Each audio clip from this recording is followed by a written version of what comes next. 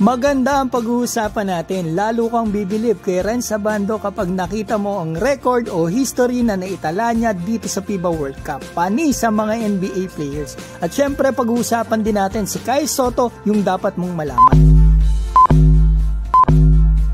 Renz Abando, college pa lang, kita mo ng gifted dito sa leaping ability at shot blocking. Lalo pa niya itong na-develop overseas at nagpasikat ng malulupit na blocks doon sa Korea. Kaya naman dito sa FIBA World Cup na i-showcase niya talaga ang kanyang shot blocking. So eto, puro NBA players lang naman ang ilan sa kanyang nabutata dito, kabilang na ang player ng South Sudan na si Carlik Jones ng Chicago Bulls at Kyle Anderson ng China na nagmula sa Minnesota Timberwolves. After ng game, pinuri ng mga ito ang ating kababayan. At bilang yan, mga kaibigan, napakadami po pong malulupit na blocks ni Abando dito sa FIBA World Cup, kabilang na ang big man ng Italia. Kaya naman sa daming blocks po ni Abando, hindi na nakakapagtaka na mapasama siya sa block leaders ng FIBA.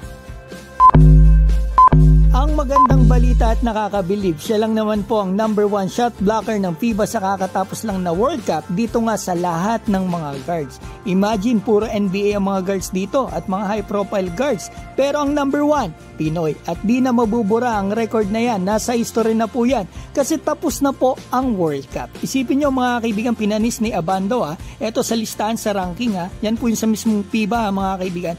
Tyrese Haliburton, sumusunod kay Abando. Nandito rin si Anthony Edwards, Bogdan Bogdanovic, Luka Doncic, SGA, mga NBA players yan at ang lalaki ng mga yan, pero wala Abando #1.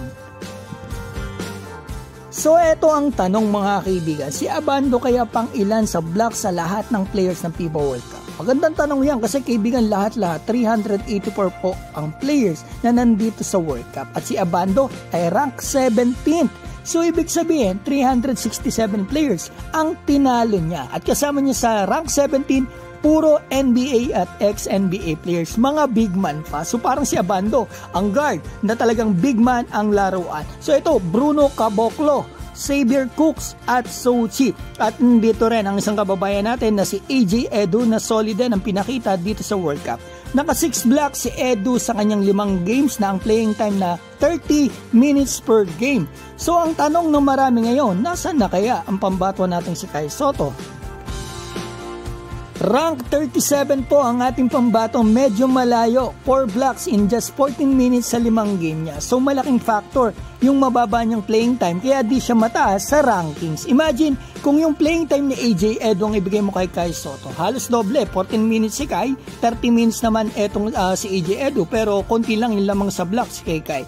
Kasi mga kaibigan ko, si Kai talaga naglaro ng ganyang playing time, ay talagang masasabi ko at kita natin statistically, pasok po siya sa top 10 sana kung naglaro siya ng same na playing time ni AJ Edu, kahit nga 28 minutes na playing time lang kasi isipin nyo, si Kai 14 minutes, so 28 minutes naka 8 blocks siya, kapag naka 8 blocks ka, nandito ka sa top 10 ka ng FIBA.